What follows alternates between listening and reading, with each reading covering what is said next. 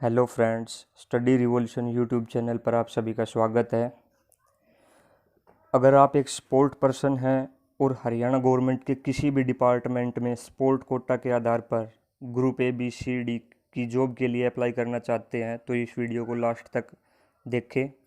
इस वीडियो में हम चीफ सेक्रेटरी हरियाणा की वेबसाइट पर एक नोटिस पब्लिश हुआ है जो कि रिवाइज्ड नोटिस है 28 मई 2018 का, जिसमें sports and youth affairs department के लिए कुछ गाइडलाइंस व स्पोर्ट पर्सन के लिए भी कुछ गाइडलाइन दी हुई है कि किस आधार पर sport and youth affair department certificate issue करता है स्पोर्ट पर्सन को, और स्पोर्ट पर्सन उस सर्टिफिकेट को किस किस जॉब के लिए अप्लाई कर सकते हैं हरियाणा स्टेट के अंडर, और उस सर्टिफिकेट का फॉर्मेट किस तरह का होना चाहिए। इस चीज़ पर आज हम इस वीडियो में चर्चा करेंगे। तो चलिए फ्रेंड्स, वीडियो स्टार्ट करते हैं। ये रहा नोटिस। इसमें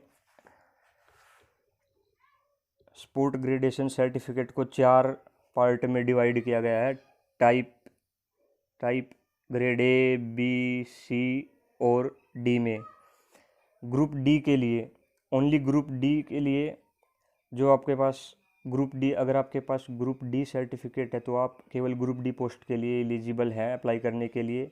अगर आपके पास ग्रुप सी पोस्ट सर्टिफिकेट है तो आप ग्रुप सी और डी पोस्ट के लिए अप्लाई कर सकते हैं। अगर आपके पास बी और बी सर्टिफिकेट है तो आप ग्रुप बी और उससे नीचे सी और डी ग्रुप की जॉब के लिए भी अप्लाई कर सकते हैं। अगर आपके पास ए ग्रेड का स्पोर्ट्स ग्रेडेशन सर्टिफिकेट है तो आप सभी पोस्टों के लिए अप्लाई कर सकते हैं।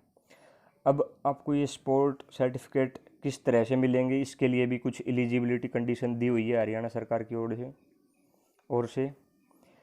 तो जो एलिजिबिलिटी है कि स्पोर्ट पर्सन हरियाणा का डोमिसाइल वाला होना चाहिए, उसने किसी और यूनियन टेरिटरी को या स्टेट को रिप्रेजेंट नहीं किया हो। तो चलिए अब हम देखते हैं कि ग्रुप ए, बी, सी और डी सर्टिफिकेट के लिए आपके लिए क्या रिक्वायरमेंट है, आपको क्या क्या रिक्वायरमेंट होती है। यहाँ पर कुछ कैटेगरीज दी हुई हैं। कैटेगरी 1 से 13 कैटेगरी यहाँ पर दी हुई है।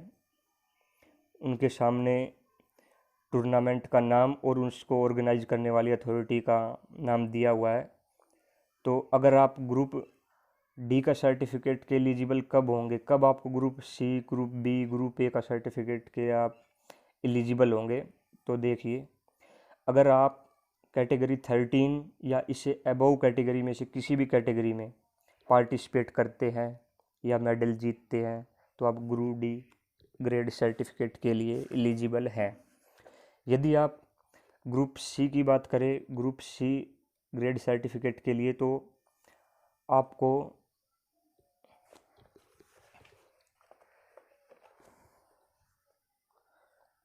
Eleven and above category number 11 और इससे अबोव की किसी कैटेगरी में कोई मेडल जीता हो, या फिर 9 एंड अबोव कैटेगरी में आपने पार्टिसिपेट किया हो, तो आप ग्रुप सी ग्रेड के सर्टिफिकेट के लिए एलिजिबल है। और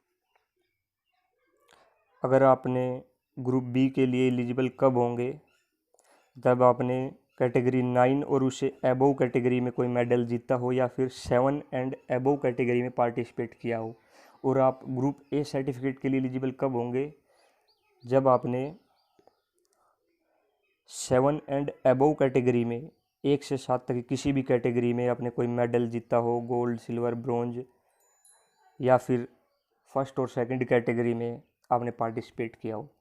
ये फ्रेंड्स डिफ़िकल्टी के हिसाब से अरेंज किए गए हैं ये टूर्नामेंट्स। जैसे जैसे हम 13 से 12, 11, 10, 1 की तरफ जाते हैं तो इनका डिफ़िकल्टी लेवल बढ़ता है, क्योंकि ओलंपिक में पार्टिसिपेंट कंट्री भी 200 प्लस बहुत ज़्यादा हो जाती है, जिससे कि कंपटीशन बहुत डिफ़िकल्ट हो जाता है। इसलिए इनको इसी हिसाब से अरेंज किया गया डिफ़िकल्टी के ऑर्डर से। अगर आपने इन्हें पार्टिसिपेट किया है और ऑर्गेनाइजिंग अथॉरिटी का सर्टिफिकेट है तो आप हरियाणा सरकार की ओर से department of sport and youth affairs में अपने ग्रेजुएशन सर्टिफिकेट के लिए एलिजिबल है बनवाने के लिए। अगर किसी ने टीम स्पोर्ट में भाग लिया हो, जैसे कि हॉकी में, वॉलीबॉल में, जिसमें कि टीम होती है पूरी, तो उसमें भी कुछ रूल्स दिए गए हैं। अगर आप किसी भी टीम के एक्टिव प्लेयर है, रिजर्व प्लेयर नहीं है, रिजर्व प्लेयर मीन्स जो एक्स्ट्रा प्लेयर होते हैं 2-3 किसी भी टीम में, वो नहीं होने चाहिए आप। अगर आप एक्टिव प्लेयर है और उस खेल का 25% गेम प्लेड, जो भी टूर्नामेंट में गेम प्ले हुआ है और आपने 1/4 भागीदारी निभाई है उस टूर्नामेंट में, तो आप इसके लिए एलिजिबल है। जैसे कि यहाँ पर कोई एग्जाम्पल और दिया गया है, जैसे कि ISSF वर्ल्ड कप शूटिंग को कैटेगरी 5 में रखा गया है। इसमें भी कई फॉर्मेट होते हैं किसी भी गेम के, सीनियर लेवल पर है, जूनियर लेवल पर है, सब जूनियर लेवल पर है।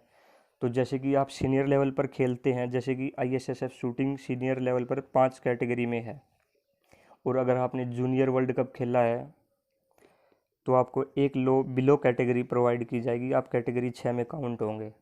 और अगर आप सब जूनियर टूर्नामेंट खेलते हैं तो आपको ये सर्टिफिकेट नहीं मिलेगा, आप उस चीज़ के लिए इनएलिजिबल होंगे।